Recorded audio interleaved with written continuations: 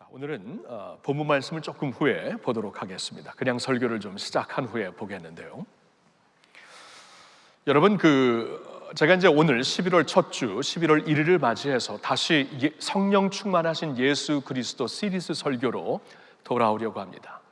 10월 이제 마지막 두 주에는 우리가 선교 헌신 주간을 지나면서 선교에 대한 말씀을 여러분들이 함께 듣고 우리가 함께 묵상했었죠. 근데 오늘은 다시 성령 충만하신 예수 그리스도를 주목하면서 특별히 11월 달이 우리 교회 창립 주년이 있고 특별히 금년에는 40주년이 되는데 우리 40주년의 주제가 무엇인가 다시 한번 한 목소리로 외쳐볼까요? 오직 성령으로. 맞습니다. 오직 성령으로 우리가 서지 아니하면 설 수가 없습니다. 특별히 이러한 이 팬데믹 시기를 지나면서 교회가 성령으로 재조정되고 이렇게 세워지지 아니한다면은 정말 이제 앞으로 설 수 있는 교회는 될 수 없을 것입니다. 그래서 그 어느 때보다도 항상 성령으로 우리가 살고 성령 안에서 주님의 교회를 세워야 되겠지만 그 어느 때보다도 오직 성령으로 이 사명을 감당해야 되는 때입니다. 그래서 교회의 머리가 되시고 소망이 되시고 교회가 존재하는 이유가 되시는 예수님을 다시 한번 주목하면서 무엇보다도 성령 충만하게 사셨던 예수님을 바라보면서 우리도 성령 충만한 교회, 성령 충만한 주님의 백성들이 꼭 될 수 있기를 예수님의 이름으로 축원합니다. 자, 저는 사실 성령 충만하신 예수 그리스도라는 이 시리즈는 사실 금년 오직 성령으로라는 주제로 시작된 금년의 세 번째 시리즈 설교가 되죠. 계속해서 이제 성령에 대한 시리즈 설교를 하고 있는데 첫 번째 시리즈는 성령과 내면의 변화, 이 내면에 하나님께서 성령으로 이루시는 9가지 성령 열매 내면의 변화에 대해서 말씀을 같이 나눴고요. 두 번째로는 앞서 행하시는 성령님, 특별히 사도행전 초대교회의 역사를 보면서 초대교회의 삶도 너무나 막막하고 이제 예수님이 더 이상 세상에 계시지 않았기 때문에 초대교회가 어떻게 어디로 가서 어떻게 사역을 했는지 전혀 몰랐잖아요. 다만 성령이 오셨기 때문에 앞서 행하시는 성령을 따라가면서 초대교회에 놀라운 하나님의 역사, 선교의 역사가 있었습니다. 그래서 사도행전으로 앞서 행하시는 성령님을 바라보며 오늘 우리의 삶에 적용을 해보았고요. 그리고 한 두 달 전부터는 우리가 이제 9월 달 특별히 시작하면서 성령 충만하신 예수 그리스도, 성령님이 이제 어떻게 예수님의 삶을 통해 역사하셨는가. 그리고 예수님은 사실 우리의 삶의 모든 표준, 신앙의 모든 모델이 되시지 않습니까? 그래서 이렇게 성령 충만하게 사신 예수님을 보면서 우리도 이렇게 성령님을 따라 살 수 있는 것이구나. 우리가 깨닫게 되기를 원하여서 이 시리즈 설교를 지금 계속 묵상하고 있는 것입니다. 자, 그런데요, 제가 두 달 전에 이 성령 충만하신 예수 그리스도의 그 시리즈 설교를 적어도 방향을 시작하면서 정하지 않았겠습니까? 방향을 정하고 그리고 이제 설교 말씀을 할 이제 구절들을 쭉 전하면서 가장 그때 저를 놀라게 했던 구절이 오늘 말씀입니다. 그러니까 무슨 말이냐면은 여러분, 그 예수님의 생애는 사실 예수님 그 생애 전체가 성령 충만하신 삶이었죠.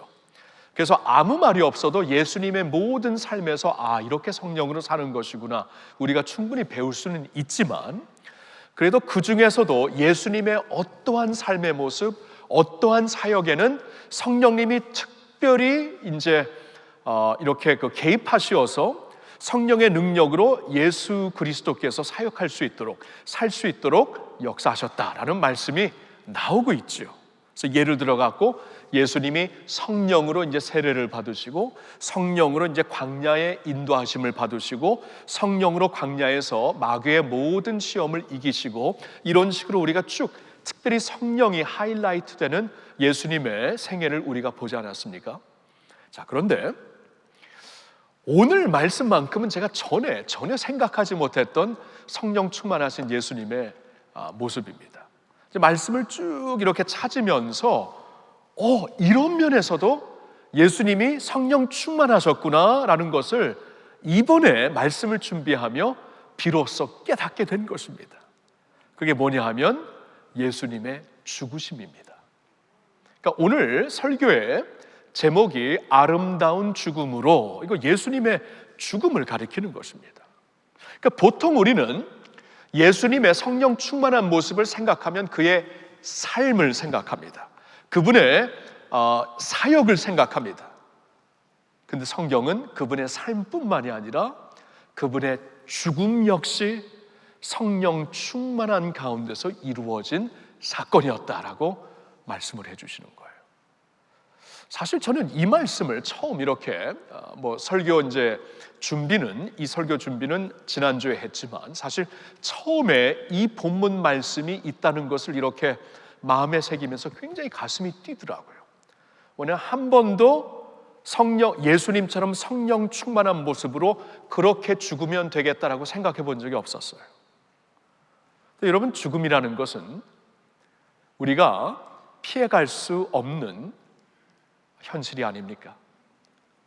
우리가 살아있는 동안에 예수님이 다시 오시지 않는다면은 우리는 다 죽음의 과정을 통과해서 천국에 가게 됩니다. 죽음을 비껴나갈 수 없는 것입니다. 근데 우리는 보통 죽음이라는 것을 이렇게 좀 부담스러워해요. 죽음이라는 토픽을 설교에서도 안 다루려고 해요. 장례식 빼놓고는. 그런데 놀랍게도 성경은 예수 그리스도의 죽음을 가리켜서 성령 충만함으로 이루어진 것이다라고 말씀을 하고 있는 것입니다. 그러니까 우리는 예수 그리스도의 성령 충만한 모습을 보면서 이렇게 살아야겠구나라고 깨닫는 뿐만이 아니라 성령 충만한 예수님의 모습처럼 이렇게 죽으면 되겠구나 하고 배울 수 있다는 것입니다. 사실 생각해 보면은요, 성도들의 죽음은 이 세상에 우리가 남기고 갈 수 있는 가장 위대한 증거입니다. 그렇죠? 사는 것도 중요한데 어떻게 죽느냐, 어떠한 모습으로 이 세상의 운명을 맞이하느냐, 여러분, 이것은 세상에 임팩트를 줄 수 있는, 우리를 아는 사람들에게, 지인들에게, 가족들에게 진짜 엄청난 임팩트를 줄 수 있는 그러한 현실입니다. 그래서 우리는 항상 이 예수 위에 살고 예수 위에 죽는 것을 항상 이렇게 준비를 해야 돼요. 연습을 해야 됩니다. 전혀 준비를 하고 있지 않다가 갑자기 죽음의 길을 가면 너무나 부담스러워요. 놀라워요. 그리고 힘들어요. 그러나 항상 예수님은 항상 내가 온 것은 내 생명을 많은 사람들을 위해 이 희생제물로 바치려 함이라, 처음부터 죽음을 꼭 생각하시면서 그 죽음을 인생 가운데 준비하셨다가 성령 충만한 가운데 사셨고 성령 충만한 가운데 죽으셨다는 것을 우리가 생각해 보면은 참 예수님을 통해 우리는 진짜 귀한 것을 배울 수 있는 것입니다. 자, 그래서 이제 본문부터 좀 보겠는데요. 오늘 본문은 히브리서 9장 14절의 말씀입니다. 우리 한번 같이 읽어볼까요? 하물며 영원하신 성령으로 말미암아 흠없는 자기를 하나님께 드린 그리스도의 피가 어찌 너희 양심을 죽은 행실에서 깨끗하게 하고 살아계신 하나님을 섬기게 하지 못하겠느냐. 자, 아멘. 자, 여러분, 이 말씀을 이제 한 구절에서 우리가 특별히 좀 보기를 원하는데요. 근데 이 말씀의 이제 문맥을 먼저 본 후에 오늘 이제 그 토픽에 대해서 말씀을 전하고 싶습니다. 이제 이 문맥을 보면은 문맥은 13절부터 보아야 알 수가 있는데요. 바로 전절인 13절에 이런 말씀이 있습니다. 염소와 황소의 피와 및 암송아지의 죄를 부정한 자에게 뿌려 그 육체를 정결하게 하여 거룩하게 하거든. 자, 이 말씀이 뭐냐 하면은요, 구약 시대에 하나님께서 어떻게 사람들이 죄 씻음을 받고 하나님 앞에 나와 예배 드릴 수 있는가를 설명해 주시는 말씀입니다. 그러니까 구약 시대에는 하나님께서 상징적인 제사를 통해 죄 사함을 받고 하나님 앞에 나오라라는 그러한 그 제사 제도를 허락하셨죠. 그래서 이게 보면 나온 대로 염소와 황소의 피, 이 제사 제물로 바쳐지는 동물들의 피를 흘려가지고 그 피를 뿌리면은 주님 앞에 나오는 사람들에게 뿌리면은 그 피가 효력이 있어가지고 우리 죄를 씻게 해주신다. 그리고 어떤 경우에는 암송아지의 죄를, 이거는 아마 레위기 19장으로 기억을 하는데요. 레위기 19장을 보면은 이제 부정한 것을 만졌을 때, 사람들이 이제 시체를 만지거나 이렇게 부정한 것을 만졌을 때, 그때는 이제 전염병이 돌 수 있기 때문에 하나님이 진 안으로, 이 그 회막 안으로, 예배하는 회막 안으로 들어오지 못하게 하셨고, 진 밖에서 이제 하나님 앞에 번제물을 드리고, 그래서 태워 드린 그 불에 태운 그 동물 제사에 재를 물에 섞어 가지고 그 물을 뿌리면서 제사장이 보았을 때 이제 깨끗해졌다, 부정한 것이 없어졌다 하면 선포를 해서 다시 진 안으로, 회중 안으로 들어오게 했거든요. 이제 그걸 말씀하시는 거예요. 그러니까 구약 시대에는 이건 어디까지나 상징적인 제사입니다. 그러니까 동물의 피가 우리를 깨끗하게 하는 것이 아니죠. 장차 하나님께서 준비하신 희생 제물로 흘리실 그 피를 상징하는 동물 제사이기 때문에 깨끗하게 하시는 것이고, 그 장차 하나님의 희생 제물로 오시어서 희생당할 그분의 삶을, 그분의 그 육신을 상징하는 그 제사물이기 때문에 그 죄를 뿌림으로써 깨끗하게 된 것이에요. 근데 하나님의 포인트는, 이 히브리서의 포인트는 이러한 상징적인 제사를 가지고도 하나님의 약속이 있었기 때문에, 하나님이 그 언약을 통해서 약속을 하셨기 때문에 상징적인 제사물을 통해서도 너희가 깨끗함을 받았다면은, 하물며, 그러면서 14절입니다. 하물며 영원하신 성령으로 말미암아 흠없는 자신을 하나님께 드린 그리스도의 피가 어찌 너희 양심을, 어찌 너의 모든 양심과 삶 전체를 죽은 행실에서 깨끗하게 하고 살아계신 하나님을 섬기게 하지 못하겠느냐. 여러분 믿으세요? 그렇죠? 구약의 상징적인 제사물도 우리를 사람들을 깨끗하게 했다면, 하물며 상징이 아니라 진짜인, 실제인 예수 그리스도의 피가, 십자가의 보혈이 어찌 하나님 앞에 나오는 자들을 깨끗하지 하지 못하겠느냐. 이제 그 말씀이죠. 자, 그게 이제 이 문맥의 전체적인 의미이지만, 여기에서 한 그 문장을 한번 하이라이트 해 주실래요? 여기 보면 저 문장이 있습니다. 분명히 여기 보니까 성령으로 말미암아 흠없는 자기를 하나님께 드린 그리스도라고 나와 있죠. 그러니까 성령으로 말미암아 자신을 희생 제물로, 이렇게 죽어야 되는 희생 제물로 드렸던 예수 그리스도, 이렇게 나와 있어요.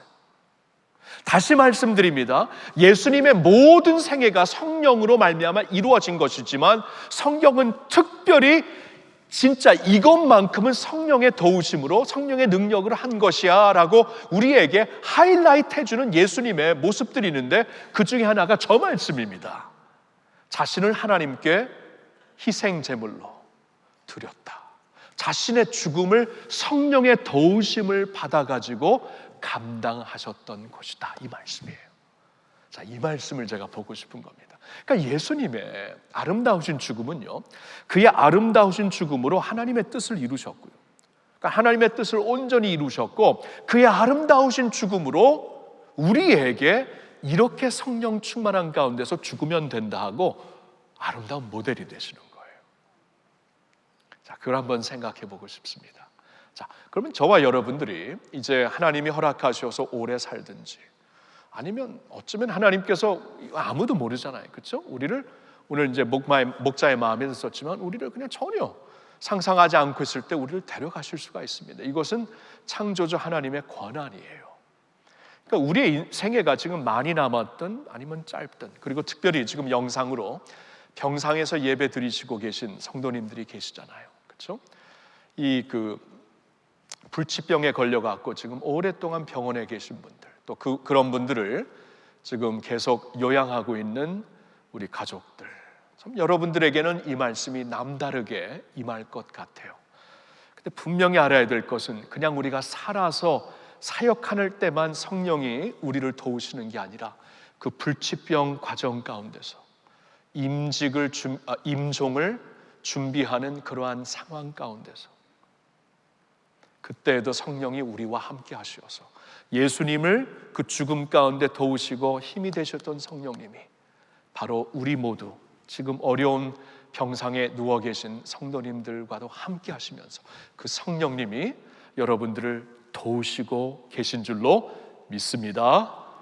네, 이건 참 우리에게 너무나 귀한 말씀이에요. 꼭 필요한 말씀입니다. 자, 그러면 이제 좀 구체적으로 볼게요. 그러면 예수님이 이제 성령 충만한 가운데 죽음을 어떻게 감당하셨는가? 죽음의 과정을 어떻게 걸으셨는가? 이걸 좀 보면서 사실 저는 오늘 이 말씀을 준비하면서 솔직히 여러분들과 나눌 6가지 포인트가 있는데 도저히 주어진 시간에 6가지 못합니다. 그래서 그 중에서 가장 대표적인 3가지만 주어진 시간에 나눠야 되겠다고 좀 줄였어요. 좀 아쉽네요. 6가지 다 하면 더 좋을 것 같은데 하여튼 3가지만 우리가 보겠는데요. 첫째로는 이것입니다. 예수님이 어떻게 성령 충만한 가운데 죽음의 과정을 걸으셨는가? 첫째로 아버지께 우리의 고통을, 자신의 고통을 토로하시면서 그 과정을 걸으셨다는 겁니다. 그러니까 예수님처럼 우리도 아버지께 우리의 고통을 토로할 수 있다는 것이에요. 여러분 생각해 보십시오. 죽음이라는 것은 굉장히 힘든 겁니다. 물론 믿는 자들에게 천국이 주어졌어요. 천국이 주어졌기 때문에 우리는 장례식에서도 소망의 노래를 부릅니다. 예수님이 약속하십니다. 내가 진실로 진실로 너에게 이르노니 나의 말을 듣고 또 나 보내신 이를 믿는 자들은 영생을 받았고 심판에 이르지 아니하나니 사망에서 생명으로 옮겨졌느니라. 이건 예수님이 우리에게 주신 확실한 약속입니다. 그래서 우리에게 천국이 있는 이 소망이, 세상이 모르는 소망이 있다는 것은 분명합니다. 자, 그런데도 불구하고 죽음의 과정이라는 것은 믿는 자들에게도 부담스러운 것이에요. 믿는 자들에게도 부담스럽고 어렵고 힘들고 두려운 것이에요. 죽음 후에 천국은 분명히 주어졌지만 그렇다고 이 과정이 부담스럽지 않다고는 거짓말입니다. 부담스럽지 않은 사람 없을 거예요. 왜냐하면 이 죽음이라는 것은 굉장히 부자연스러운 것입니다. 왜냐하면 우리가 살아있잖아요. 일평생 살아서 숨 쉬고 있잖아요. 의식이 있잖아요. 근데 죽는 순간 숨이 막히고 숨이 끊어지고 호흡이 끊어지고 이 그 의식이, 지금 우리가 세상에서 갖고 있는 의식이 꺼진다는 것인데 이건 살아있는 지금의 모든 현실과 정반대가 되는 굉장히 부자연스러운 과정입니다. 그렇기 때문에 죽음의 이 그 과정이 힘들고 어렵고 부담스러운 것은 믿는 자들에게도 당연한 것이에요. 그래서 이제 중요한 것은 우리 믿는 사람들도 성령 안에서 이 부담감을 하나님 앞에 토로할 수 있다는 거예요. 저는 이게 여러분들에게, 저에게도 큰 도움이 되는데 여러분들이 큰 도움이 됐으면 좋겠어요. 왜냐하면 우리가 보통 성령 충만하면은 뭐 우리에게 절망도 없고 아픔도 없고 뭐 이런 거 다 그냥 삼키고 꾹 참고 살 수 있다. 여러분, 예수님도 안 그러셨습니다. 예수님도 죽음 앞에서 얼마나 부담스러워하셨습니까? 십자가에 달려 죽으시기 전날 밤에 밤을 새워 기도하시며 피를 흘리시잖아요. 너무나 고통스러웠던 것입니다. 괴로웠던 것입니다. 십자가 상에서도 아버지 왜 나를 버리셨습니까? 라고 질문을 던지잖아요. 이게 솔직한 고백입니다. 그러니까 성령 충만하다는 것이 우리의 감정과 상관없이 그냥 꾹 참고 이 세상 밖에 있는 사람처럼 살라는 게 아니에요. 솔직하게 살아라. 마음이 힘들면 힘든 것을 하나님께 다 아뢰라. 하나님께 회의가 생기고 질문이 생기면 그 질문을 하나님께 드리라. 여러분, 요사이 시편을 쓰면서 그런 말씀 계속 우리 접하고 있지 않습니까? 그렇죠? 시편을 쓰다 보면은 막 하나님 언제까지 이러실 거예요? 하나님 이러셔도 되는 겁니까? 막 협박 아닌 협박을 하잖아요. 질문을 얼마나 많이 합니까? 근데 그 질문을 하시는 분들이 다 누구예요? 성령 충만했던 하나님의 종들이었습니다. 다윗이었죠. 성령의 기름 부음을 받았던 다윗이었죠. 성도들을 이 회중 앞에서 성도들의 찬양과 예배를 인도했던 아삽 같은 사람이었죠. 하나같이 다 성령 충만한 분들이었는데 그들이 시편을 쓰면서 굉장히 솔직해요. 하나님 앞에 질문도 하고 이래서 되는 겁니까? 이건 아닌데 하고 하나님 앞에 막 불평도 하고요. 괜찮다는 겁니다. 우리가 이렇게 하나님 앞에 질문하고 불평한다고 이거 봐라 하고 성령을 거둬가시는 하나님이 아니시라는 거예요. 성령 충만한 가운데 그렇게 불평할 수 있고 질문할 수 있고 아프면 아픈 대로 하나님 앞에 때도 쓰고. 여러분, 우리가 키우는 아이들이요, 우리 손주들이 지금 분명히 지금 속상한데 아버지 앞에 와서, 할아버지 앞에 와서 나 성령 충만해요, 괜찮습니다, 그러면 얘 정신병 들었구나, 병원에 데려가잖아요. 그렇죠? 아프면 아파야죠. 어려우면 어려워야죠. 그게 자연스러운 것이죠. 예수님도 그러셨습니다. 요사이 우리 교구 사역자 중에 한 분이 이제 시편을 애쓰다, 지금 시편을 계속 쓰고 있어서 매일같이 아침마다 우리 교구원들을 이렇게 온라인으로 방문하시면서 그날의 시편을 쭉 코멘트하시면서 은혜를 끼치는 목사님이 계세요. 막상 시작하니까 끊을 수도 없는 것이고, 그래서 참 시키지도 않은 일 해갖고 참 싸다 그러는데, 아주 요새 너무나 힘들지만 그 조회수의 그 기쁨에 산다고 하는데, 여러분 조회수 많이 클릭해 주세요. 그분 하여튼 누군지는 모르지만 하여튼 오늘 그 신문에 나와 있습니다. U자로 시작해서 옥으로 끝납니다. 누군지는 제가 말 안 할게요. 근데 그분이 이렇게 시편을 매일매일 그렇게 성도들에게 이제 아침마다 전하니까, 전할 때마다 오늘은 시편 40편입니다. 오늘도 시편 기자는 불평하고 있습니다. 오늘 시편 41편입니다. 오늘도 여전같이 시편 기자는 하나님께 불평을 토로하고, 이게 한두 번이 아니고 계속된다는 거예요. 나중에 너무나 민망해서 똑같은 코멘트를 시작하니까 나중에는 이거 어떻게 바꿔야 되는가 하고 고민이 생긴다고 할 정도입니다. 그만큼 성령 충만한 가운데 쓰여진 시편의 말씀도 힘들면 힘든 대로, 어려우면 어려운 대로 하나님 앞에 솔직하게 고백하는 것이 이게 건강한 영성이에요. 그렇죠? 성령님이 우리가 그렇게 한다고 우리를 버리시지 않습니다. 그런 가운데 도리어 우리를 위로하시고, 예수님이 겟세마네 동산에서 밤새도록 하나님 앞에 피를 흘리면서 기도할 때 하나님이, 성경을 보니까 누가복음 버전에 하나님이 천사를 보내주셔서 예수님을 섬기게 하더라. 그러니까 그렇게 힘들어하는 우리를 버리지 않고, 마음에 막 질문이 생기는 우리를 나무라지 않고 도리어 자신의 종을, 자신의 그 사자들을 보내서 우리를 도와주시는 하나님이 되시는 줄로 믿습니다.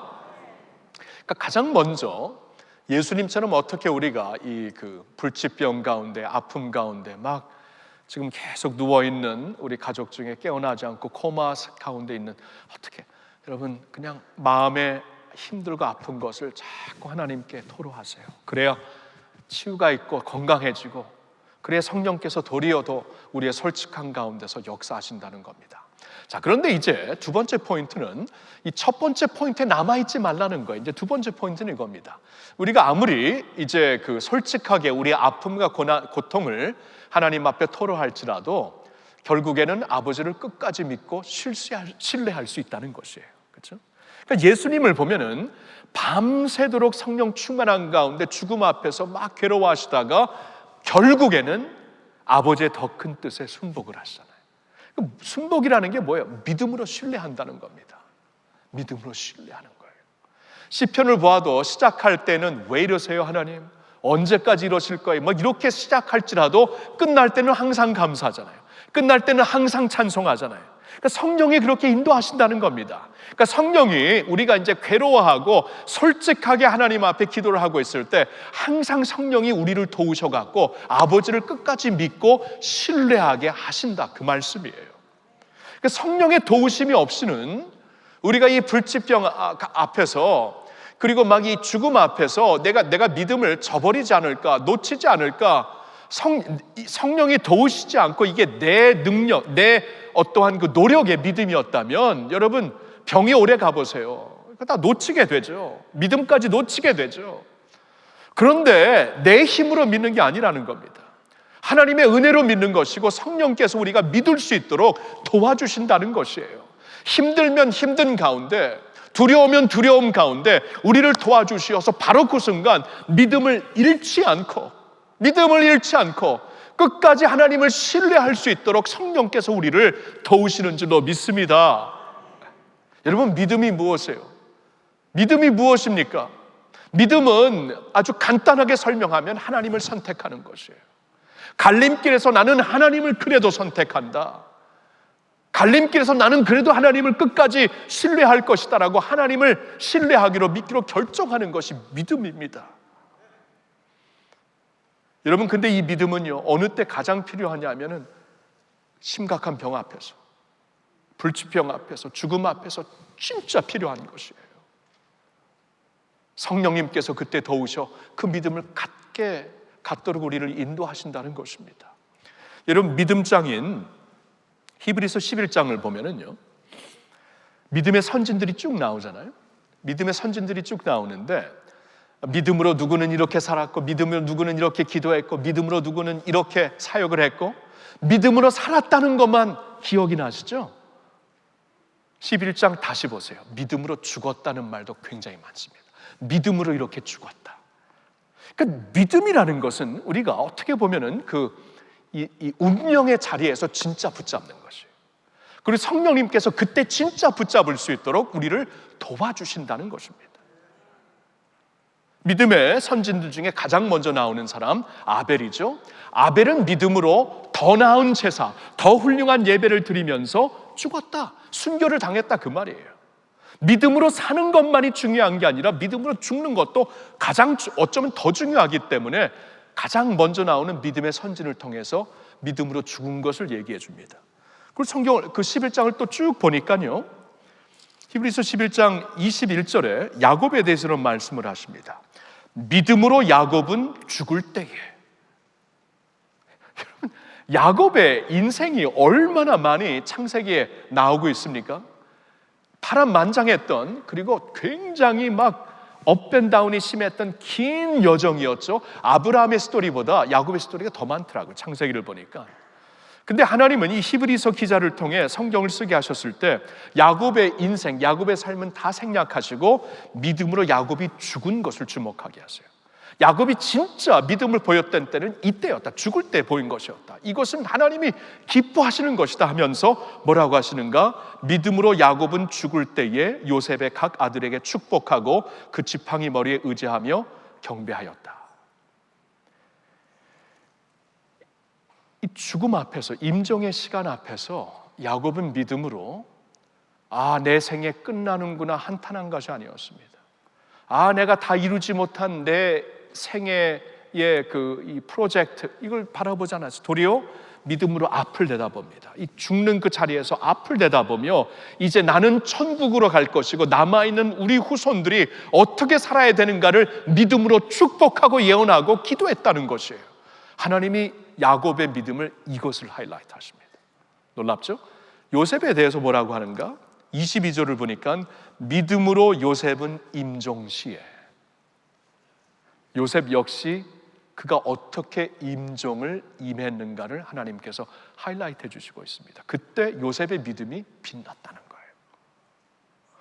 그러니까 우리가 봤을 때는 요셉이 이 시험을 극복하는 그 믿음, 하나님께 기쁨이 되었겠다, 이제 어려움을 다 견디고 나중에 애굽의 총리가 되었을 때 하나님이 영광 받으셨겠다, 총리가 되어서 이스라엘과 온 세상을 이 굶주림에서 살렸을 때 하나님께서 영광을 받으셨겠다, 이렇게 우리가 생각을 하죠. 성경을 보니까 그것보다 더 빛나는 믿음은 요셉이 어떻게 죽었는가, 어떻게 살았는가 위에 어떻게 죽었는가. 요셉은 임종시에 이스라엘 자손들이 떠날 것을 말하고 또 자기 뼈를 위하여 명하였으며, 임종시에 이제 자신이 죽으면은 애굽의 총리이기 때문에 자신의 몸이 이제 시체가 애굽 땅에 매장될 게 아닙니까? 근데 그는 믿음으로 앞날을 보는 거예요. 앞날을 보면서 나는 이제 떠난다, 아이고 슬프다, 이게 아니라 앞날을 보면서, 하나님의 나라에 대한 앞날을 보면서, 자신은 천국에 가지만 하나님의 나라가 어떻게 세상에서 실현될 것인가 믿음의 눈으로 보면서 언젠가 하나님이 반드시 이스라엘 자손들을 애굽에서 인도하시어 약속의 땅에 거하게 하실 텐데 그때 내 뼈를 파가지고 약속의 땅에 가서 묻어라. 이게 하나님을 영화롭게 했던 믿음이었어요. 어떻게 죽었는가. 그리고 이제 히브리서 이제 마지막 부분을 보아도 이렇게 계속 이제 믿음으로 말미암아 이제 어떻게 고난을 받으며 순교한 사람들이 쭉 나와요. 어떻게 믿음으로 더 좋은 것을 위해 더 나은 그 나라를 바라보면서 믿음으로 그들이 어떻게 고난당하고 죽었다. 그러면서 나중에 38절에 이런 사람은 세상이 감당하지 못하더라. 여러분, 세상이 감당하지 못하는 사람이 누구냐 하면 믿음으로 사는 사람들은 어쩌면 감당할 수 있는지 모르겠어요. 믿음으로 죽는 사람 못 감당합니다. 우리는 세상이 마지막으로 사용할 수 있는 권세가 사망의 권세인데 이 사망의 권세를 믿음으로 그냥 죽는 때에 다 이겨버리는 거예요. 세상이 어떻게 감당합니까? 그런 사람은 어떻게 감당해요? 그러니까 믿음으로 사는 게 우리가 중요한데 사는 것만큼 믿음으로 어떻게 죽느냐, 이게 굉장히 하나님께서 주목하시고 우리에게 남겨주시는 중요한 교훈이라는 겁니다. 그래서 성령은 바로 그때 이 임종시에 이 너무나 모든 기운이 다 빠지는 그때에 성령께서는 우리로 하여금 그 믿음을 잃지 않도록 하나님을 끝까지 신뢰하도록 그 순간에 더 하나님을 신뢰하도록 일평생 주님을 신뢰하고 살았으면 어찌 그 마지막 순간에 신뢰 못하게 하실까? 아닙니다. 성령이 그때 우리를 꽉 붙잡아 주셨어요.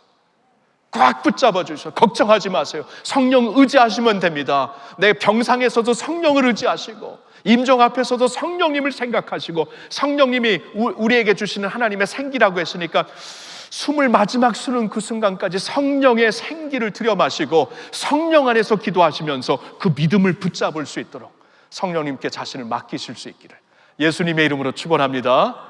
그렇게 예수님이 하신 것이고요. 한 가지만 더 봅니다. 그것은 예수님은 아버지께 자신의 영혼을 맡기십니다. 성령으로.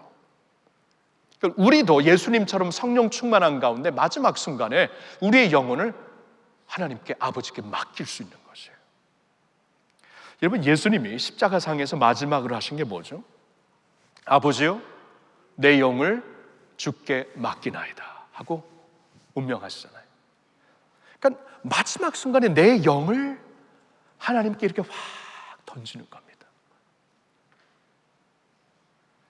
이게 저의 마지막 호흡이라면 이 호흡과 함께 하나님께 내 영혼을 맡깁니다.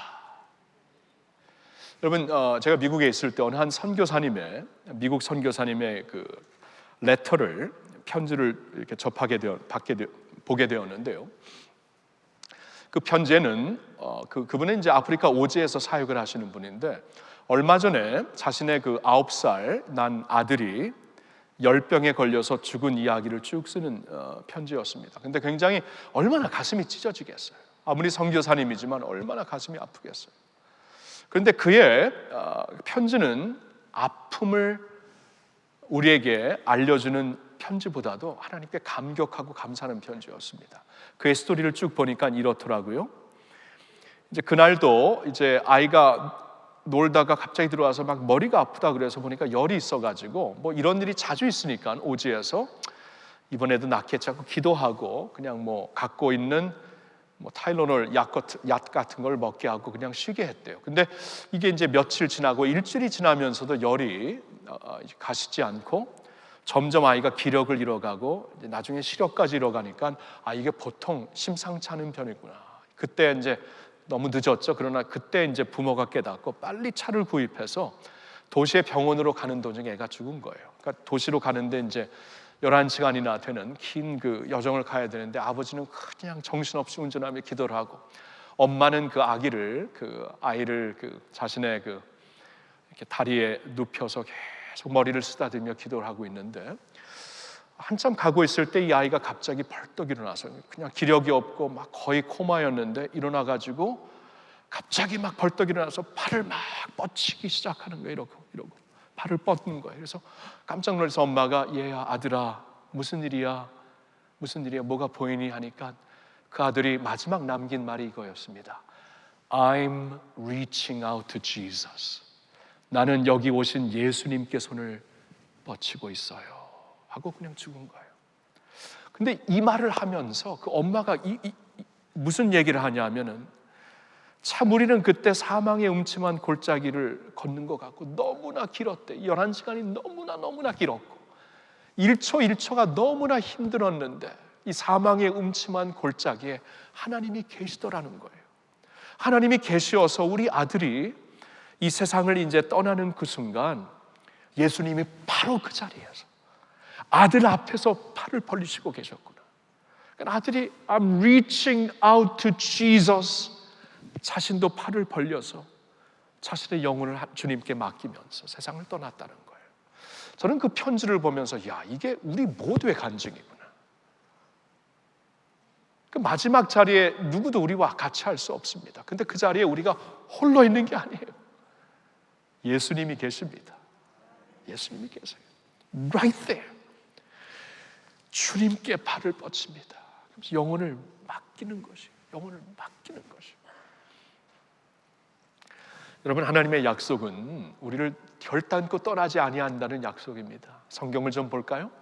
시편 16편 10절 말씀.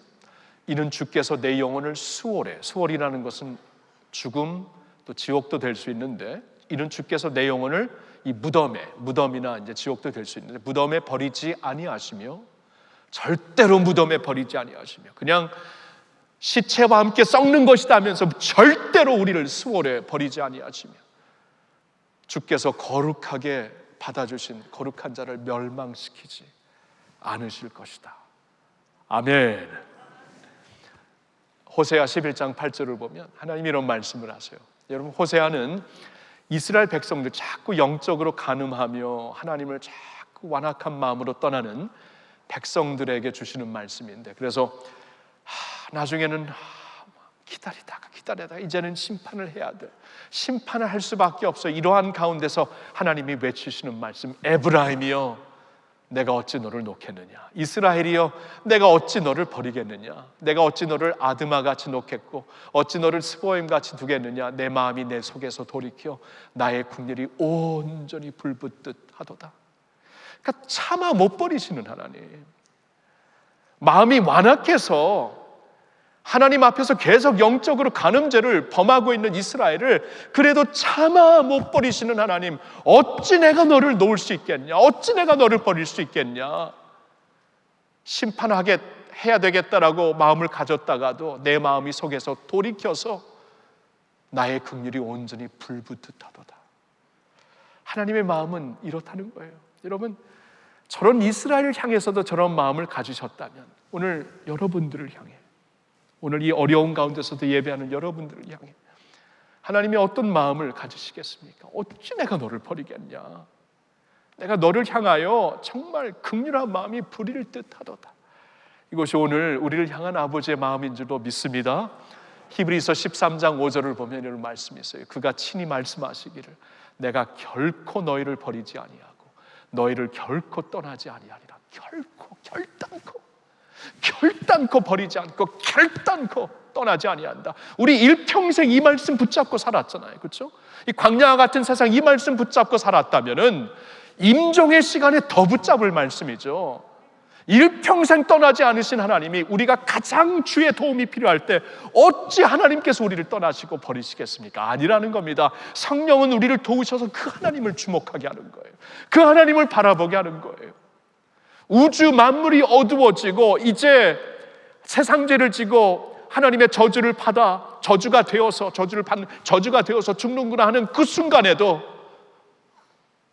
아들을 향한 아버지의 마음을 예수님이 아셨기 때문에 내 영혼을 주께 맡기나이다, 주님께 완전히 맡기면서 십자가 사역을 마치시는 우리 주님, 우리도 그렇게 살 수 있다는 것입니다. 우리를 결단코 떠나시지 않는 하나님이 되시기 때문에, 결단코 버리지 아니하시는 우리 하나님 아버지가 되시기 때문에, 사랑하는 성도 여러분, 우리가 어떻게 사느냐만큼 중요한 것은 어떻게 죽느냐입니다. 아니, 두 개를 떼놓을 수가 없습니다. 왜냐하면 죽음이라는 것은 그냥 모든 사람들에게 주어진 과정이에요. 이걸 떼놓고 어떻게 성령 충만하게 살 수 있느냐 볼 수 없습니다. 그래서 성경은 특별히 성령 충만한 가운데 죽으신 예수님을 우리에게 주목하게 하시면서 그 성령이 우리가 가장 힘들고 어려울 때 같이 하시는구나, 우리에게 알려주시는 말씀입니다. 자, 이 말씀은 분명 병상에 계신 분들, 또 연세가 많으신 어르신들에게 더 적용되는 말씀일지도 모르지만 저와 같은 청장년들에게도, 청년들에게도 똑같이 적용되는 말씀입니다. 매일매일 매순간 매순간 주를 위해 살고 주를 위해 죽는 거 아닙니까? 그렇죠? 매순간 이렇게 주를 위해 살고 이렇게 주를 위해 죽어야 마지막 때 그때가 언제가 되든지 주를 위해 살고 주를 위해 죽을 수 있는 겁니다. 매순간 어떻게 해요? 힘들면 힘든 대로 주님 앞에 솔직하게 토로하는 것이고, 성령 안에서, 그리고 그 자리에 남는 것이 아니라 성령 안에서 믿음과 신뢰로 아버지를 신뢰하고 붙잡는 것이고, 그리고 우리 자신을 주님의 손에 우리의 영을 맡기는 것. 매 순간 맡기며 삽시다. 우리의 힘으로 되는 것 없어요. 하루가 지나고 잠잘 때 성경을 보면은 성도들이 죽는 것은 잠자는 것과 같다고 하는데, 우리 잠이 들 때 하루의 일과를 다 끝내지 못해서도 하나님께 맡기잖아요. 이젠 더 이상 할 수도 없습니다. 주님께 맡기며, 어차피 이것은 내 계획이 아니고 주님의 계획인데 주님께 맡기고 잠을 들 때 반드시 우리에게 아침을 주시고 새날을 주시고, 그리고 이 세상에서 아침과 새날이 아니라면 주님의 더 좋은 천국에서 우리에게 새날과 분명히 아침의 빛을 주실 아버지를 믿기 때문에 하나님 의지하며 주님께 영혼을 맡기면서 하루하루 살고 예수를 위해 살고 예수를 위해 죽을 수 있는 그러한 여러분 모두가 되시기를 우리 주 예수님의 이름으로 축복합니다. 아멘. 기도합시다. 주님 감사합니다. 성령 충만한 가운데 예수님처럼 이렇게 사는 것이구나를 넘어 성령 충만한 가운데 예수님처럼 이렇게 죽을 수도 있는 것이구나, 오늘 말씀에서 묵상해 보았습니다. 감사합니다. 하나님, 그때가 언제가 될든지 우리가 온전히 주님만을 신뢰하고 아버지의 선하심을 믿고 아버지를 선택하며, 그리고 힘들 때에 주님께 매 순간 내 영혼을 맡길 수 있는 저희들 되게 하여 주시옵소서. 하나님, 특별히 병상에 계신, 불치병 가운데 계신 성도님들, 그리고 코마로 인해 지금 깨어나지 못하는 분들, 그들을 돌보는 가족들을 특별히 기억합니다. 우리의 현실은 막막하고 이럴 수가 있는가 생각할 수밖에 없지만 우리는 믿음의 눈을 들어 하나님을 바라봅니다. 이러한 상황 가운데서도 우리를 결단코 떠나지 아니하시는 하나님, 결단코 버리지 아니하시는 하나님, 이때 도리어 더 하나님을 의지하고 매 순간 주님께 우리의 영을 맡기고 살게 하여 주시옵소서. 그리고 언젠가 우리를 천국에서 깨어나게 하실 때, 우리가 진짜 잠자다가 깨었군요. 감사합니다. 아버지 깨어나게 해주신 것 감사합니다. 천국을 인조이하며 누리며 주님과 함께 영원히 왕노릇하는 저희들 모두가 되게 하여 주시옵소서. 그날까지 우리 성령 충만한 가운데 부르시는 그날까지 나를 통하여 나의 입술을 인하여 하나님 홀로 영광 받아 주시옵소서. 할렐루야. 우리 주 예수님의 이름으로 감사드리며 기도하옵나이다. 아멘. 아멘. 할렐루야. 할렐루야.